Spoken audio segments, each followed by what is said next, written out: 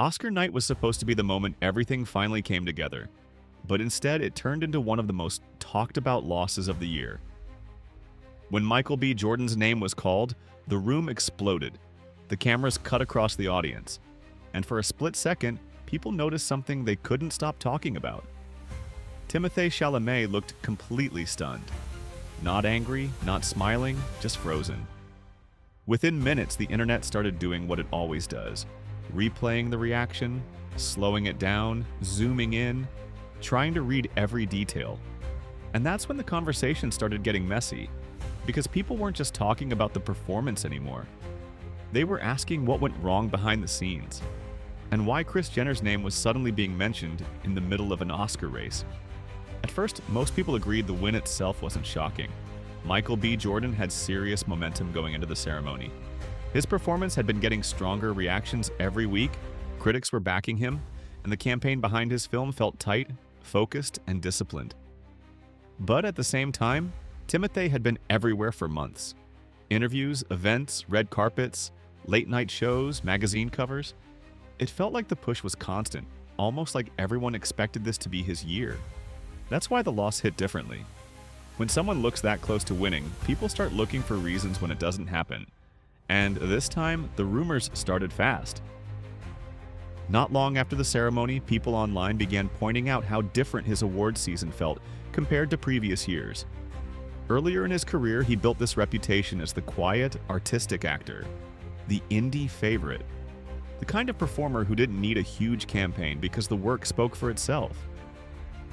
Projects like Call Me by Your Name gave him that image of someone serious about the craft, someone who belonged more in film festivals than celebrity headlines. But during this awards run, the vibe felt different. He wasn't just promoting a movie. He was everywhere all the time, and fans started wondering if the strategy had changed. That's where the Kris Jenner rumors started getting louder. People began saying the campaign looked less like a traditional awards push and more like a full-on visibility tour. Showing up constantly, staying in the headlines, making sure his name never left the conversation.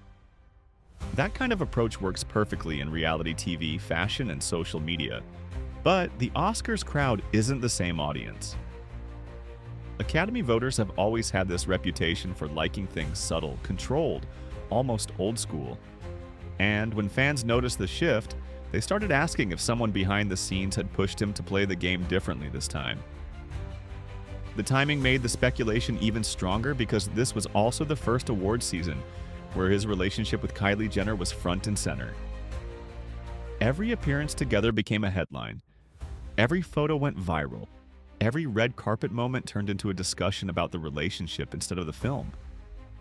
Some people thought the attention helped keep him relevant. Others started saying it changed how certain parts of Hollywood saw him. There's always been this weird tension between celebrity culture and prestige film culture, and suddenly he was right in the middle of it. Then came the moment that really got people talking. During one interview, he made comments about art, theater, and traditional forms like ballet and opera, and the reaction online was immediate.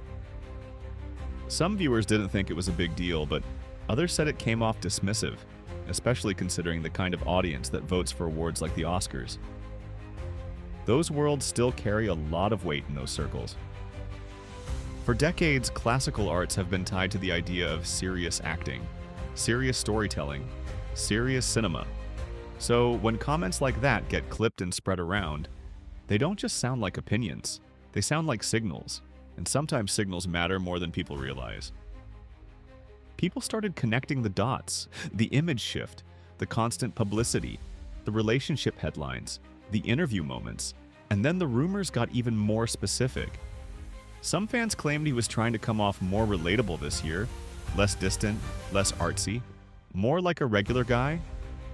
The suits looked different, the interviews felt looser, the energy felt more casual.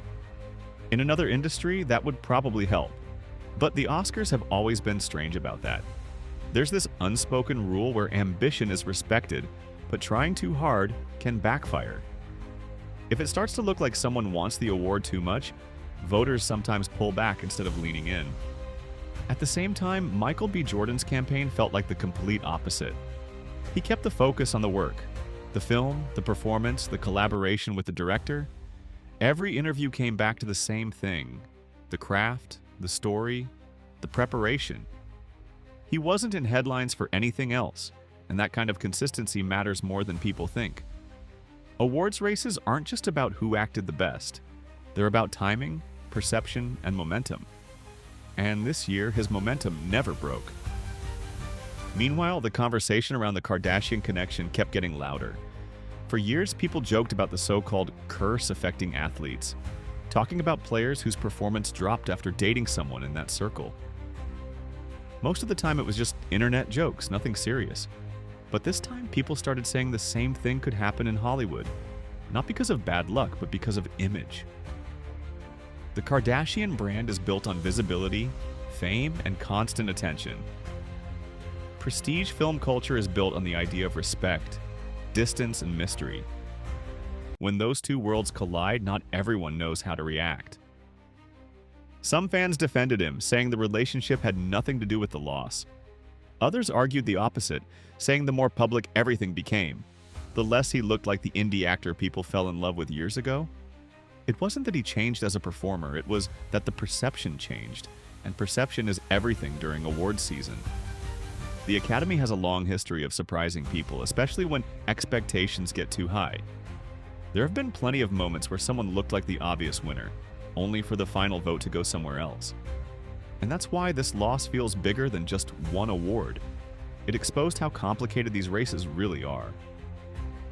Talent matters, but so do relationships, headlines, interviews, and the way people feel about you in that moment. One wrong comment can stick. One campaign decision can shift the mood. One image change can make voters hesitate without ever saying why. Now people are wondering what happens next. Some say he might step back from the spotlight for a while and return to smaller projects, the kind of roles that built his reputation in the first place. Others think this will just push him further into mainstream Hollywood, proving he can handle both worlds at the same time. Either way, the conversation isn't slowing down. Every interview, every appearance, every project from now on is going to be watched differently because once the narrative starts, it's hard to stop it. And the biggest question everyone keeps asking is still the same. Did the relationship and the campaign strategy actually hurt his chances? Or was this always going to be Michael B. Jordan's year no matter what happened behind the scenes? Because depending on who you ask, this was either a perfect win or the moment a carefully planned Oscar run quietly fell apart right in front of everyone.